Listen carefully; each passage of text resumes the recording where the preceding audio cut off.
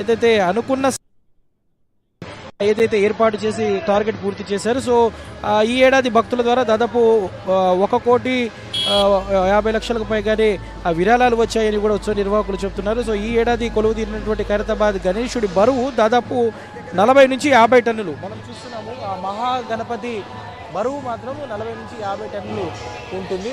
So truck ప్రత్యేకంగా tusker Vijayawada నుంచి తీసుకొచ్చినటువంటి టస్కర్లో 26 టైర్స్కి సంబంధించినటువంటి, సో దీనికి సంబంధించినటువంటి ఆ వెల్డింగ్ ప్రక్రియనే దాదాపు 8 గంటల పాటు కొనసాగింది. సో ఈరోజు ఖైరతాబాద్ గణేశుడిని గంగమ్మ ఒడికి తీసుకువెళ్ళిన తర్వాత క్రేన్ నెంబర్ 4 దగ్గర కూడా దాదాపు అక్కడ ఆ ప్రొసీజర్ అంతా అవ్వడానికి కూడా దాదాపు 2 నుంచి 3 గంటల వరకు సమయం పట్టేటటువంటి అవకాశం ఉంది. అంటే శోభాయాత్ర జరగడం ఒక లెక్క అయితే అక్కడ వెళ్ళిన తర్వాత వెల్డింగ్ పనులు ఇవంతా జరగడం కూడా ఇంకో లెక్క అని చెప్పొచ్చు. మొత్తానికి అయితే ఇటు ఖైరతాబాద్ మహాగణపతి శోభాయాత్ర కన్నుల పండుగగా కొనసాగుతుంది. పెద్ద ఎత్తున ఇటు భక్తులైతే ఖైరతాబాద్ గణేశుడిని ఘనంగా వీడ్కోలు పలికేందుకు వేలాదిగా తరలి వస్తున్నటువంటి పరిస్థితి. మరి కాసేపట్లోనే ఖైరతాబాద్ మహాగణపతి శోభాయాత్ర సెన్సేషన్ థియేటర్ దగ్గరికి చేరుకుంటుంది. సో అక్కడ నుంచి టెలిఫోన్ భవన్ నుంచి ఏక్ మినార్ నుంచి తెలుగు తల్లి ఫ్లైఓవర్, సెక్రటరేట్, ఎన్టీఆర్ మార్గ్ గుండా మధ్యాహ్నం 2 గంటలకు క్రేన్ నెంబర్ 4 దగ్గర మహాగణపతి శోభాయాత్ర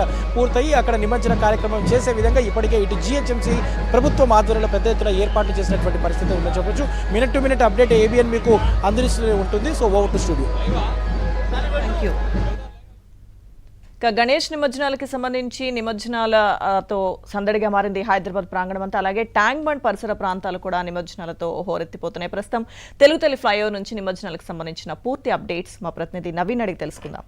నవీన్. లక్ష్మీదుర్గ తెలుగు తల్లి ఫ్లైఓవర్ దగ్గర గణేష్ నిమజ్జన సందడి కొనసాగుతుంది. ఇక్కడ రాత్రి నుంచే విగ్రహాల తరలింపు, అంటే రాత్రి నుంచే నగరంలోని వివిధ ప్రాంతాల నుంచి కూడా భారీ గణేషులన్నీ కూడా ఈ ప్రాంతానికి తరలి వస్తున్నారు. ఇటు లగ్నిక పూల్ వరకు కొద్దిసేపటి క్రితం కూడా ఈ ప్రాంతం అంతా కూడా ఇక్కడి నుంచి లగ్నిక పూల్ వరకు కూడా మొత్తం ట్రాఫిక్ జామ్ ఉండే. వాటన్నింటి కూడా ట్రాఫిక్ అధికారులు అయితేనేమి, పోలీసులు అయితేనేమి కంట్రోల్లోకి తీసుకొచ్చినటువంటి పరిస్థితి కనిపిస్తుంది.